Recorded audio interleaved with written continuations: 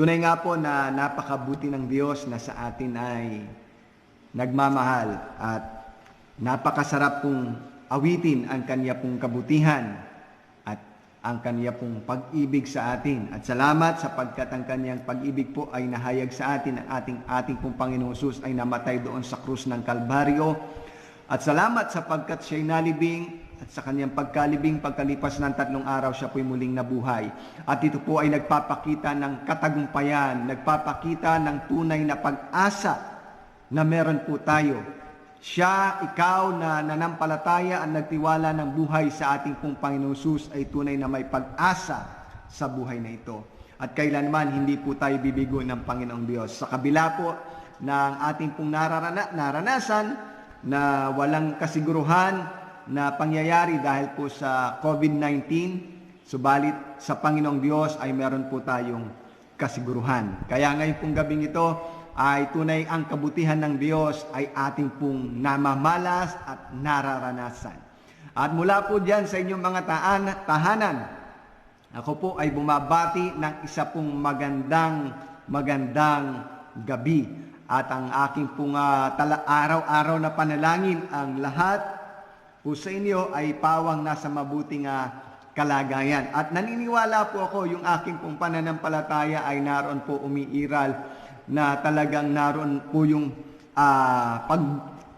pagpapala ng Diyos, paggawa po ng Diyos sa buhay ninyo sa lahat po ng pagkakataon. That's why napakaraming bagay na talagang dapat po nating ipagpasalamat sa Panginoong Diyos. Kaya sa bawat isa po ngayon pong gabing ito na ngayon ay akin pong kasama sa FB Live, and even to all of you that will watch our video, magandang araw po sa inyong lahat, and patuloy lamang ho tayo magbigay papuri at pasasalamat sa ating pong Panginoong Diyos. And right now, binabati ko na po yung ating pong mga kapatid, si Sister Rhea Canlas at ang kanyang buong pamilya. Magandang gabi po sa inyo, Sis Ate Rhea and Kuya Oliver, at sa inyo pong buong sambahayan. Magandang gabi rin po sa inyo, Sister Tess Martin at sa inyong buong pamilya. Wow! Bumabati si Sister Maridet Magtoles Tapgus from Iloilo. Good evening, Pastor. Glory to God. Amen. Indeed, all glory and honor belongs to our God. Okay, magandang gabi rin sa iyo, Kuya Jacel Martin. Salamat sa inyo pong pagsama sa atin ngayon pong gabing ito sa ating pong FB Live. At kagabi ay napag-aralan po natin kung ano po yung last 2 days from Monday and Tuesday ay ating pong pinag-aralan why we need to study the Word of God or why we need to study the Bible. At naunawaan natin noon na ito po'y utos sa atin. Pangalawang bagay ay nakita natin na ito po ay nagbibigay ng buhay na walang hanggan. Pagkat the Word of God is life, buhay po yan. Ang pangatlo ay doon po natin naunawaan, nagagawa natin na maitayo yung pong ating buhay sa ibabaw ng bato. Isang matatag na pundasyon. Kaya kahit po may pagyanig ngayon, amen, di ba? May pagyanig na nangyayari na tulot ni COVID-19. Pero because of your faith, because you know how to listen and obey, may pagyanig man na nangyayari na nanatili pong matatag ang inyong buhay, hindi dahil po nakahanda kayo, kundi dahil po sa kabutihan ng Panginoong Diyos, na kayo po ay natutong makinig at sumunod. Kasi po kung nakinig lang tayo at hindi naman tayo sumunod, wala pong kabuluhan. Ang mahalaga po ay yung tayo po ay makinig at sumunod. Okay, ngayon pong gabing ito, bago ho natin pagbulay-bulayan ang ating pong pag-aaral. Alam niyo po, nakaka-excite yung pag-aaralan natin ngayong gabing ito. Ang title po ng pagbubulay-bulayan natin ngayong gabing ito is The Secret of Happiness in the Midst of Trouble. 3 secret of happiness in the midst of trouble. But before we go on, kindly samahan niyo po ako na manalangin sumandali. Father God in heaven, we give you thanks tonight for your goodness and for your faithfulness sa buhay po namin, maging sa bawat kapatiran, mula po dito sa Candaba at sa iba't ibang lugar, sa kanila po na nandun po sa Iloilo, and even to those people abroad and other provinces here in our in the Philippines, Lord, I speak blessings and favor upon them. And Lord, I pray that as we meditate on your word, ay ang banal na Espiritu niyo po ang siyang tunay na mangusap sa amin at tumimo po sa aming mga puso't kaisipan ng aming pong pag-aaralan. And tunay nga, masumpungan namin ano nga po ba yung sinasabi ng Biblia, ano po ba yung sikreto upang maging masaya, puno ng kagalakan, even we are in the midst of trouble. Salamat po aming Ama sa iyong kabutihan ngayong pong gabing ito. Bless your people tonight and let your name be glorified and be exalted on high. In the mighty name of Jesus. Amen. Amen. Yan. Okay, sabi ni Ate Rhea, magandang gabi din po sa inyong lahat. God bless po. Yan, okay, magandang gabi po.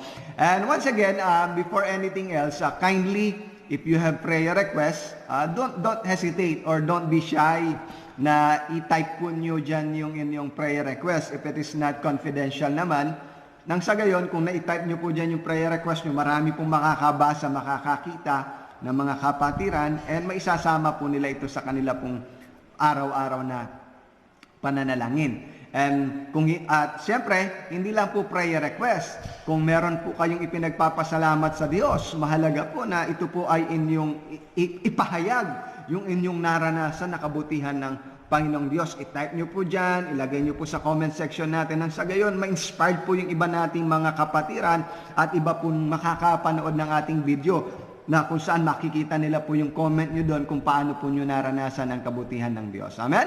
Alam ko po, marami kayong naranasan na kabutihan ng Panginoong Diyos. That's why tonight, alam nyo po, ako po personally ay nagpapasalamat sa Panginoong Diyos. Alam nyo po, bilang pastor, iniisa-isa mo yung iyong mga miyembro, yung iniisa-isa mo yung mga pinapastolan mo, yung mga kapatiran sa iba't ibang barangay habang nag-meditate ka, habang naroon nakatuon yung puso't kaisipan mo sa Panginoong Diyos, iniisa-isa mo sa kaisipan mo yung bawat kapatiran. Kung kamusta sila and maayos kaya ang kanilang kalagayan. But alam niyo po, there is a peace in my heart. Nandun po yung kapayapaan sa puso ng inyong pong pastor. Pagkat alam ko po, hindi po nagpapabaya ang Panginoong Diyos. Alam ko po na higit po ninyong nararanasan ang kabutihan ng Panginoon. At kaya po pag nangangamusta ako doon sa ating group chat, doon sa pag kayo po minsan ay chinachat ko or nagte-text ako, naroon alam ko po na nandun po yung kapayapaan ko na ang bawat isa po ay nasa mabuting kalagayan. And that's why sabi ko nga, kung talagang may pangangailangan, pwede naman po kayong mag-text ng sa gayon, pwede naman po natin po itong magawan ng paraan. Pagkat mabuti ang Diyos, hindi naman po tayo pagkukulangin. Kaya alam niyo po, habang pinagbubulay-bulayan ko ron ay nakikita ko po yung kabutihan ng Panginoong Diyos sa buhay po ng bawat isa sa inyo. Kaya nawa po, patuloy po ninyong maranasan ang kabutihan ng Panginoon at ang pagpapala niya sa lahat po ng inyo pong mga pangangailangan. At ako po personally, I give thanks to God. I give thanks to the Lord. Simula po nang ibinigay ko ang aking pong buhay sa Panginoong Diyos, hindi siya nagkulang. God never fails us. Yes, God never fails. Simula nung ako po ay bumalik dito sa Candaba to answer the call of God here in Candaba upang magpastor, God never fails us. God never fails me, and I experience His goodness. At sa pagkakataong ito po, God really moved. Gumagawa at kumikilos po ang Panginoong Diyos. Imagine nyo po kanina, unexpectedly or alam ko po, hindi ko inaasahan ko ang Diyos po ay gagawa, pero nandun po mabuti ang Panginoon. He provides for our needs. May dumating na provision mula po sa Panginoong Diyos at may ginagamit siya mga tao. May dumating pong bigas, may dumating na ulam. Kaya doon po ako lalo na inspired na talagang yung pong buhay na ibinigay natin sa Panginoong Diyos ay tunay ngang dahil sa Kanya rin naman ang buhay na ito, karapat-dapat lang po talaga na ipagamit ko ito. That's why tonight, alam niyo po, isang bagay na, anong bagay ang higit na maibibigay ko ngayon sa pagkakataon na ito?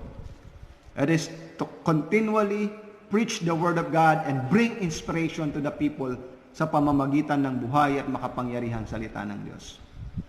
That's why tonight, personally, I don't mention name when someone bless me, because I want the Lord to be glorified and I want the Lord to reward them. Kasi po, pagka binanggit natin, although there's nothing wrong, pero ang gusto ko po talaga ay higit na maparangalan ng Panginoong Diyos at higit nilang maranasan ang pagpapala ng Panginoong Diyos.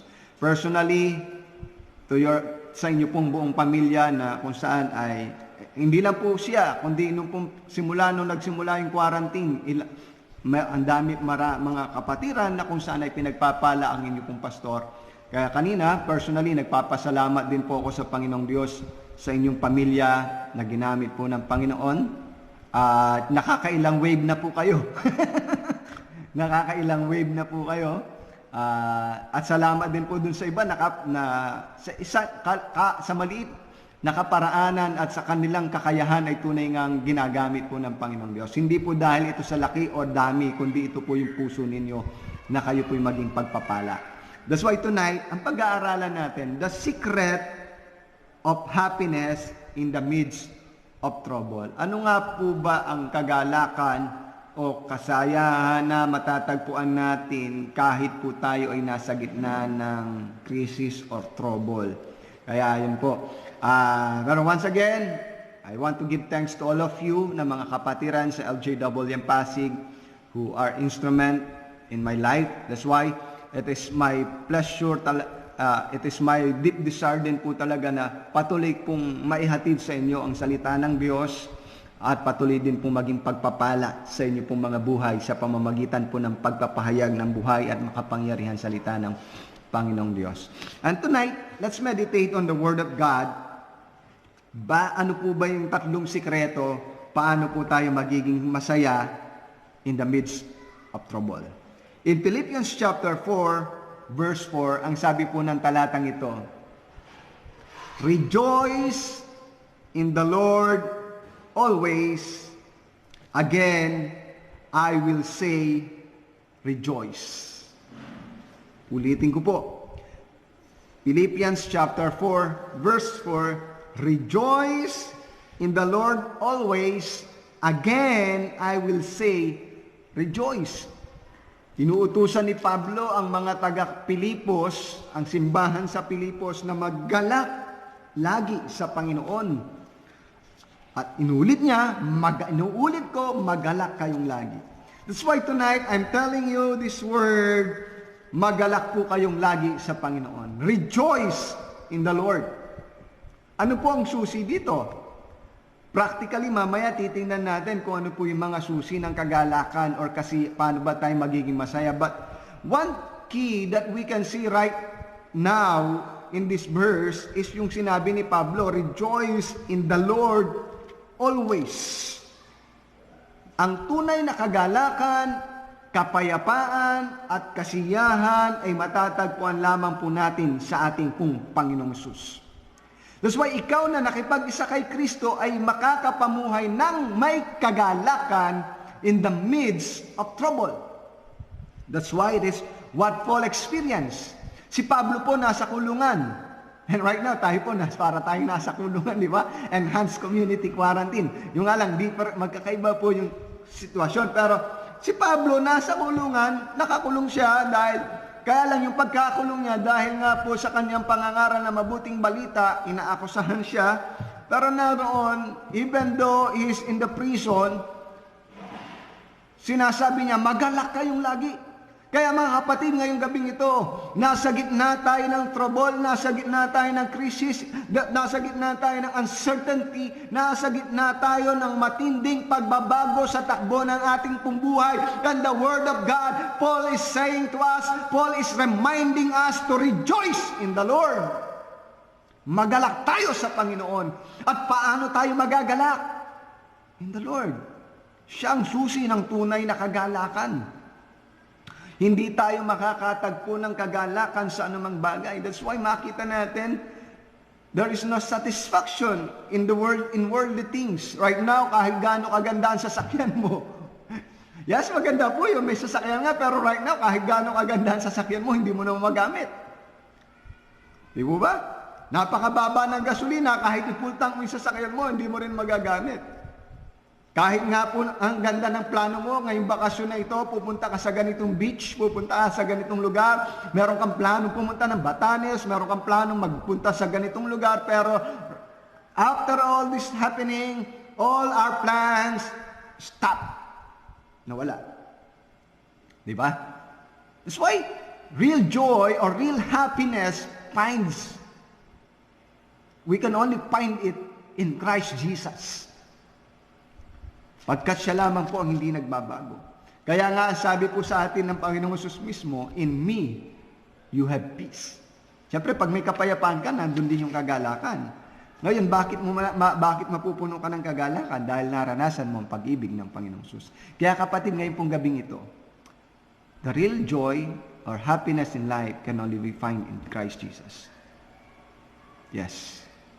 Kaya kung ikaw nakipag-isa kay Kristo, nasa iyo na ang tunay na kagalakan. Kaya babalikan natin yung aral natin kagabi. Ngayon, bakit namumroblema ka minsan? Probably, hindi natin na itatayo ng maayos yung ating buhay sa ibabaw ng bato. By listening and obeying. Are you listening and obeying? Baka kaya ka malungkot, hindi ka nakikinig at hindi ka sumusunod. Kasi pag binuksan mo ang Biblia mo, nakinig ka, nakapakinig ka ngayon, nakapakinig ka ng mga preaching, na-encourage ka, but hindi mo in-apply, it is something na parang wala lang. Pero kung in-apply mo, naroon, mapupuno ka ng kagalakan. At ang sabi nga po sa atin, kanino natin matatagpuan ang ating kagalakan? Sa Panginoong Hesus. Ngayon, practically, how can we be happy? Ano nga ba yung sikreto ng kagalakan? Paano tayo magiging masaya even we are in the midst of trouble? Sa sitwasyon niyo po mga kapatid, paano kaya ninyo mahanap ang kagalakan? Pastor, paano ako makakahanap ng kagalakan? Wala akong trabaho, wala akong hanap buhay, wala akong kita. Paano yung mga pangangailangan ko? Di ba? Pastor, paano ako makakahanap ng kagalakan? Yung negosyo ko, hindi itong matakbo na hinto. Pastor, paano ako makakahanap ng kagalakan? Yung savings ko, wala, nauubos na, nababawasan. Alam niyo po, if we think of those things, magiging malungkot ka talaga. But if we focus our heart and mind in Christ Jesus, sa Panginoong Hesus, hindi mo alalahanin ang mga bagay na yan pagkat alam mo, God loves you and God is in control. And God is with you. Ngayon tingnan natin. Talakayin natin ang tatlong bagay. How we will be able to find happiness in the midst of trouble. In Philippians chapter 4, verse 12 to 13, mababasa po natin ang sabi ni Pablo, marunong akong magpakababa at marunong din akong magpakasagana. Sa bawat bagay, sa lahat ng bagay ay natutunan ko ang lihim sa kabusugan, maging sa kagutuman, at maging sa kasaganaan, at maging sa kasalatan. Lahat ng mga bagay ay aking magagawa sa pamamagitan niyang nagpapalakas sa akin. Nakita natin dito, meron tayong matututunan kay Pablo dito. Ito po, the first key or secret in happiness in life is contentment. Be content. Maging kontento ka sa buhay. Yes, wala pong masamang mangarap after po ng COVID-19, no? Pero wala pong masamang mangarap, walang masama na meron kang goal sa buhay. Yes, but do not let that goal or dream in life frustrate you.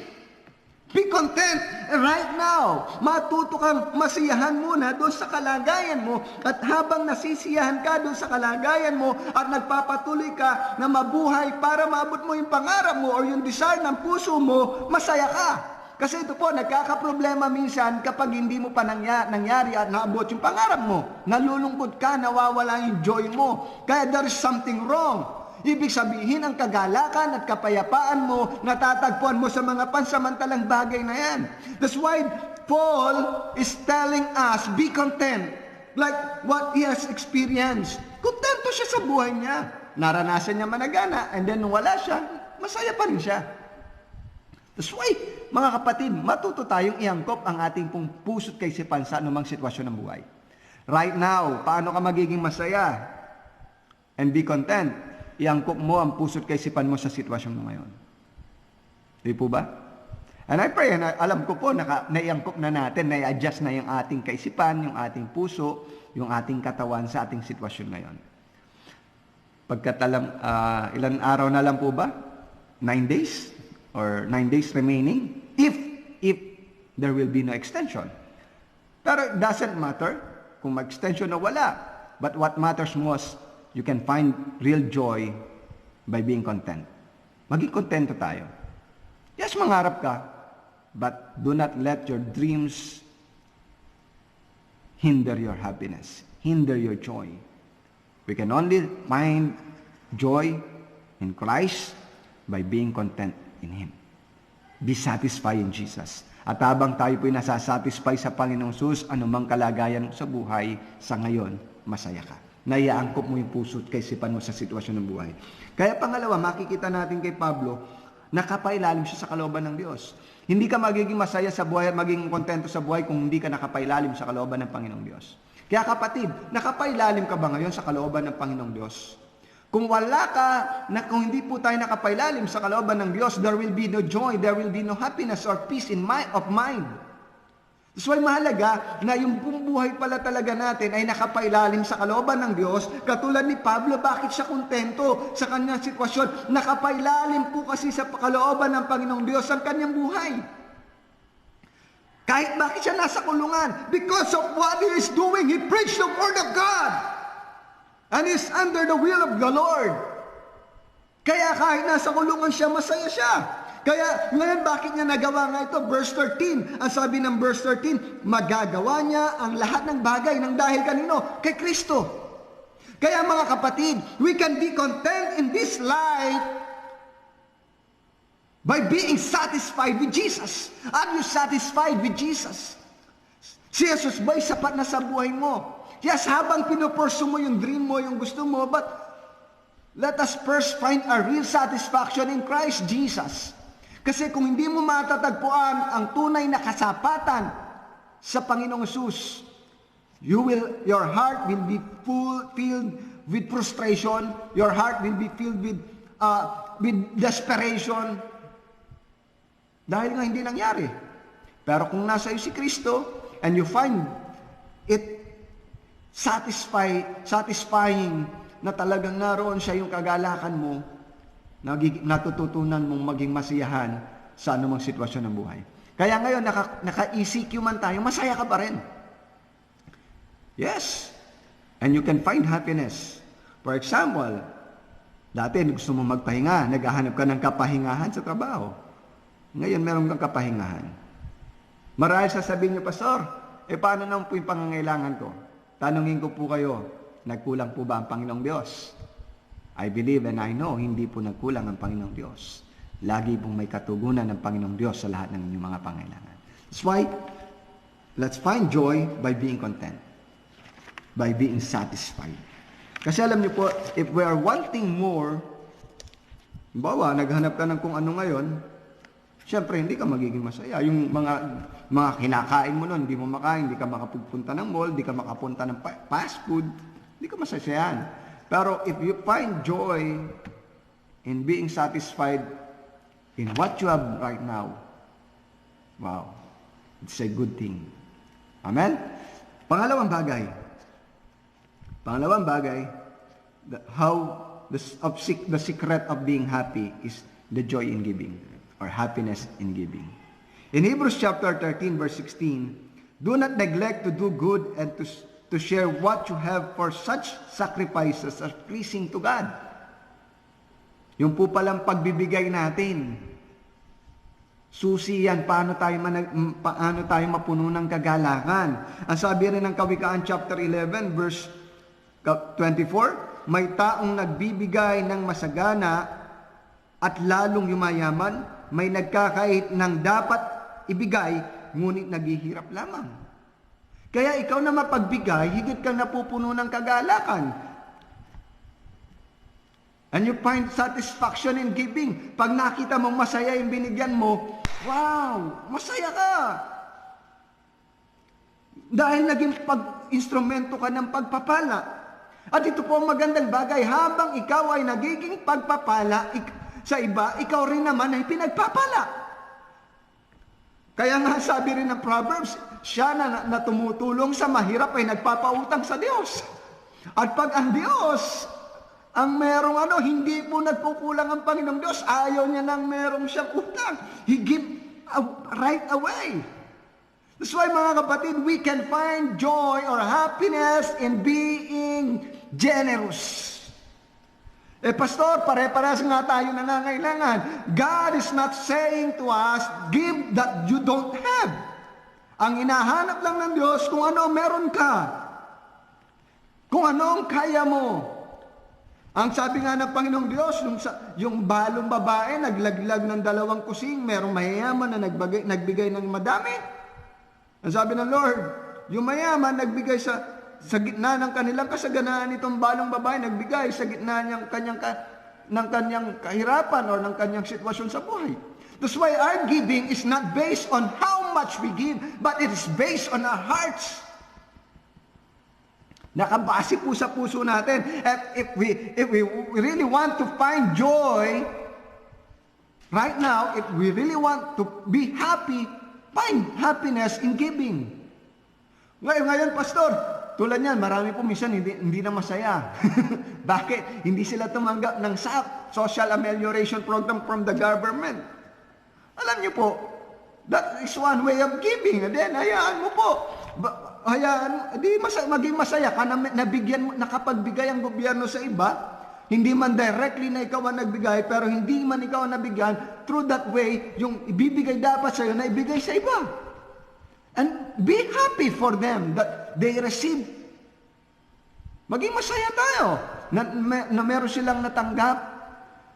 Ngayon ito po, hindi ka man nakatanggap, hindi ka man malakas kay kapitan, hindi ka man malakas kay mayor, malakas ka naman sa Panginoong Diyos, na ang Panginoong Diyos kailanman hindi ka pagkukulangin. Kaya mga kapatid, find happiness by giving. You can find happiness in giving. You can find happiness sa pamamagitan ng pangangamusta, by texting, by praying for them, giving your prayers for them. That's why alam niyo po, one way of giving, halimbawa sa buhay po ng inyong pastor, if I have, kung kaya ko rin lang naman, magbibigay. But one way on how I will give to people is by preaching the Word of God. By sharing the Word of God. By telling the truth, by telling what the Word is saying to us. To be an inspiration sa inyo po sa pamamagitan ng pagpapahayag ng mabuting balita. Yung pong kaya natin, kung ano po ba yung meron tayo. Kaya katulad po ng taga-Pilipos, ang sabi nga ng taga-Pilipos, they find joy in giving, they give to Paul, they support Paul, they understand that someone might be in need more than them. Naunawaan nila na baka may higit na mas nangangailangan. Kaya nga doon, nagpadala sila ng tulong doon sa Jerusalem. Dahil alam nila, baka may nangangailangan. Pero take note, the Macedonian church or the church in Philippos, the Philippian church is not rich. If we read it in Acts, hindi po mayaman ang Philippos na iglesia, but they give. That's why, kaya nga, ang sabi doon sa Philippians chapter 4 verse 15, sabi ni Pablo, alam naman ninyo mga taga-Pilipos na kayo lamang ang iglesyang tumulong sa aking pangangailangan nang umalis ako sa Macedonia, nung ako'y nagsisimula na palamang sa pangangaral ng mabuting balita. The Macedonian church find the joy in giving.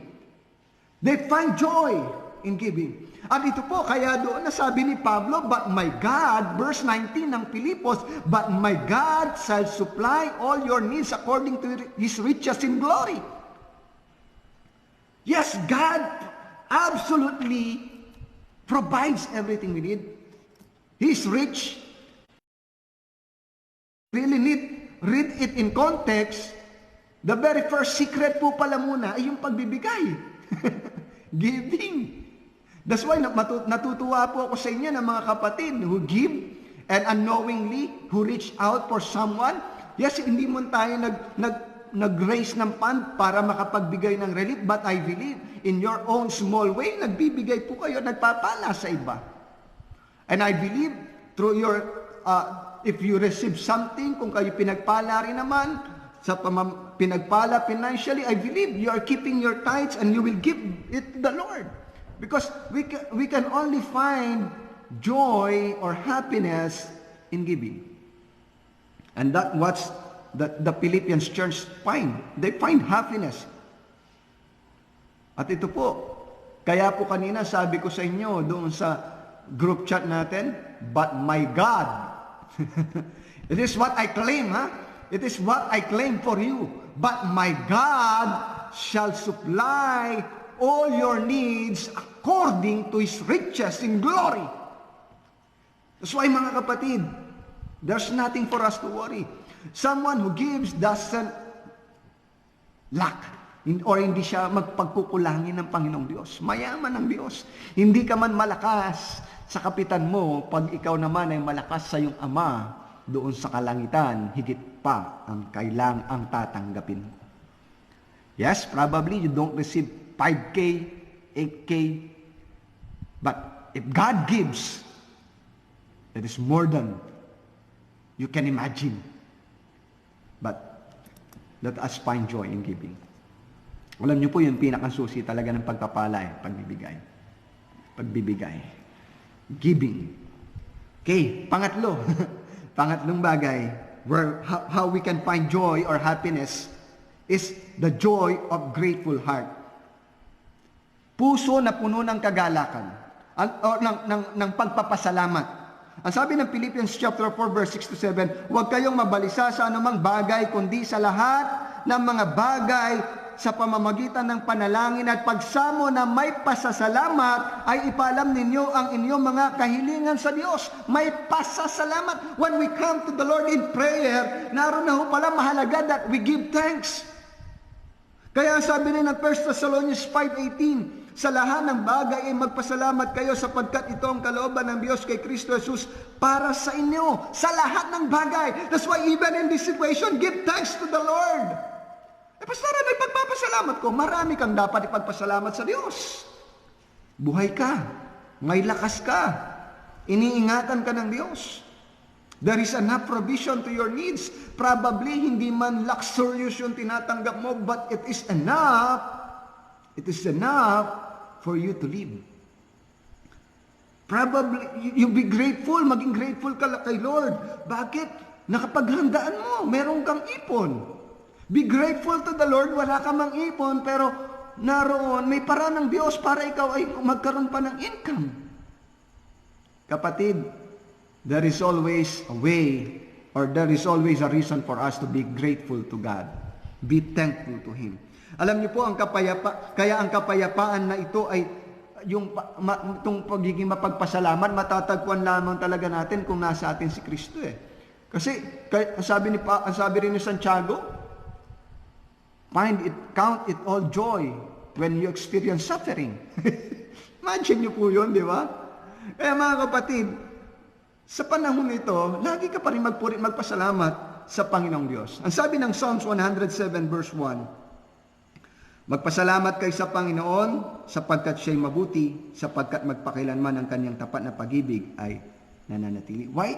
The very reason for you to be grateful is yung tapat na pag-ibig ng Diyos ay nananatili. Kaya nga sabi po ng awitin, the steadfast love of the Lord never ceases. Diba? Hindi nagbabago yung pag-ibig ng Diyos sa atin. Yung kanyang awa, laging sariwa bawat umaga. Kung ang pag-ibig ng Diyos hindi nagbabago at ang kanyang awa ay laging sariwa bawat umaga, then we have always reason to be thankful to Him in whatever circumstances. Bakit? Dahil sa awa niya at biyaya niya, mapagtatagumpayan natin ang anumang kinakarap natin. That's why I am absolutely sure we must be thankful to the Lord, for we can surpass this. We can be victorious in every circumstances. That's why be grateful. Be grateful. Magpasalamat ka. At alam niyo po, magpasalamat ka sa Panginoong Diyos. Meron kang panahon sa pamilya mo, meron kang mga bagay na tinatanggap, meron kang mga provision ng Panginoong Diyos sa lahat ng iyong mga pangailangan. At ito po, For us to be grateful, it is just a matter of perspective. How do you see it? Paano mo nakikita yung mga bagay-bagay sa buhay? You can only see it positively if you focus on Jesus. Focus on Jesus. Makikita mo, positively, parang ang sama ng dating ni COVID-19, di ba? Nagbago ang lahat. Pero positively, look it in the eyes of Jesus. Tingnan mo ito sa mata ng pamamagitan ng mata ng iyong pananampalataya. Huwag mong tingnan ito sa natural na mata. Tingnan mo ito sa mata ng iyong pananampalataya. Ano ang mga bagay na itinuro ng Diyos sa iyo? Ano ang mga bagay na na-realize mo ngayon? I believe meron po kayong mga realization ngayon. Ano yung mga na-realize mo sa buhay because of this COVID-19? Kaya mga kapatid, we have always reason to be thankful to the Lord. And there will be no complaining. Kasi nakakatagpo ka lagi ng dapat ipagpasalamat sa Panginoong Diyos. And I want to share you this. There is a story of a man of God named George Mueller. During the 1800s, meron po siyang bahay ampunan. At yung kanyang bahay ampunan ay meron pong 1,000 bata. And that bahay ampunan is governed or pinatatakbo ni George Mueller through his faith in God. Sabihin, walang malaking pondo talaga. But he runs it through his faith with God. And one morning, siyempre, kailangan ng breakfast, and that is 1,000 orphans. He invite all the children doon sa kanilang dining area. Without food. Wala pa po yung pagkain, ha? Wala pa yung pagkain. And sabi ni George Mueller, let's come to the Lord in prayer and give thanks. Walang pagkain, ha? Wala pong pagkain. Walang nakain. Walang tinapay, walang gatas. But suddenly, they invite all the children to pray. And they give thanks to the Lord. After they give thanks to God, to the food, doon sa pagkain na yon, na pagkain nila sa umagang iyon, suddenly, mayroong kumatok doon sa bahay ampunan na isa pong may-ari ng bakery. At sabi sa kanila, kinausap siya ng Panginoong Diyos na dalhin ang mga tinapay na kanyang ginawa sa bahay ampunan. Wow! And after a while, may kumatok na naman sa kanilang bahay ampunan at may daladalang gatas. Ang sabi ng may-ari ng gatas, bibigay ko na lang po ito dito sa inyong bahay ampunan kasi nasira yung truck ko, hindi ko po madadala sa aking pagdideliveran, masisira lamang. There is enough provision. There is power in thanksgiving. Kaya alam niyo po, wala pa man yung kasagutan pala minsan, hindi minsan ha, wala pa man yung kasagutan sa prayer mo o doon sa desire mo, hindi mo pa naman nakikita, be thankful, be grateful, na magpasalamat ka na sa Panginoong Diyos. Kaya kagabi, sabi ko, Lord, dalata na lang yung natitira dito, sabi ko gano'n sa Panginoon. I pray with my wife, Lord, there be enough provisions for us tomorrow. Sabi ko, yun po kasi mga bata, syempre may mga bata, ikaw na magulang, kaya mo, pero yung mga bata, syempre gusto mo nakakakain po ng maayos. And I pray, pagdating ng 10 o'clock, 10 o'clock, or I think 9 o'clock in the morning, wow, there is enough provision. May dumating na provision ng Panginoong Diyos. So be thankful. Be thankful. Kaya ito po mga kapatid, being happy in the midst of trouble, in the midst of testing, ang susi po dyan, it is a matter of our mindset on how to be content, be generous, and be grateful. And paano natin magagawa yan? Let us focus our heart and mind Look unto Jesus, the author and finisher of our faith. Kanino ka ba nananangan ngayong pong araw na ito? Kanino mo ba isinasalig ang iyong pananampalataya? Hindi sa mga bagay na kung ano meron ka ngayon. Hindi ka makakatagpo ng kapayapaan at kagalakan dyan. You can only find real joy if you focus your heart and mind, your eyes to Jesus, the author and finisher of our faith. And you will be filled with happiness. You will be joyful even in the midst of trial. Tayo pong lahat ngayon ay sumandaling imuko at pumikit, and I'll pray. Father God in heaven, I give you thanks tonight for the lives of these people, Lord, right now, na kung saan ay naroon, Lord, you have teach us to find happiness, and we can only find happiness in Christ Jesus. And if we find happiness in Christ Jesus, we will be content, we will be satisfied. We will be great, we will be generous. That whatever we have, we will be able to give it, Lord. And whatever situation right now, ay magiging mapagpasalamat kami. Lord, give us a heart which is grateful, Lord. Yung pusong mapagpasalamat. At nawa po, sa bawat araw po na maamin pong kakarapin pa, patuloy mo pa rin pupunuin ang aming mga puso ng kagalakan. Aming Ama. Salamat po sa iyo pong kabutihan. Salamat po sa gawa ng Panginoong Jesus sa aming pong mga buhay. In the mighty name of Jesus. Amen. Amen. Praise God. Find joy or find happiness in Christ Jesus. Okay. Praise God. Amen. Sige, yes, praise God po. Sister Maridet will pray for your family. Magandang gabi po sa inyo, Brother Jainel, Ate Rhea, Sister Tess. Amen. Okay. Sabi ni Brother Jainel, praise the Lord. Wow, praise God. Magandang gabi po sa inyo, Sister Opelia, Tobias Manlapas, si Nanay, ano rin po ngayon, nanonood. Okay, magandang gabi po sa inyong lahat, once again.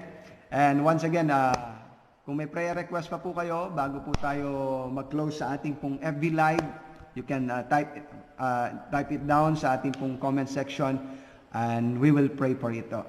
Okay, thank you Lord. And meron pong isa nga po, Sister Maridet. Okay. Praise God. Okay. Let's pray for Sister Maridet. Okay. Blessed evening po, Pastor JB Marin. Yan. Okay. Let's pray for Sister Maridet and her family. At mag-isa niyo po na bawat pamilya na ngayon pong gabing ito ay nakatutok sa ating FB Live, I will pray for you po. Father God in heaven, I pray for a hedge of protection upon each family right now.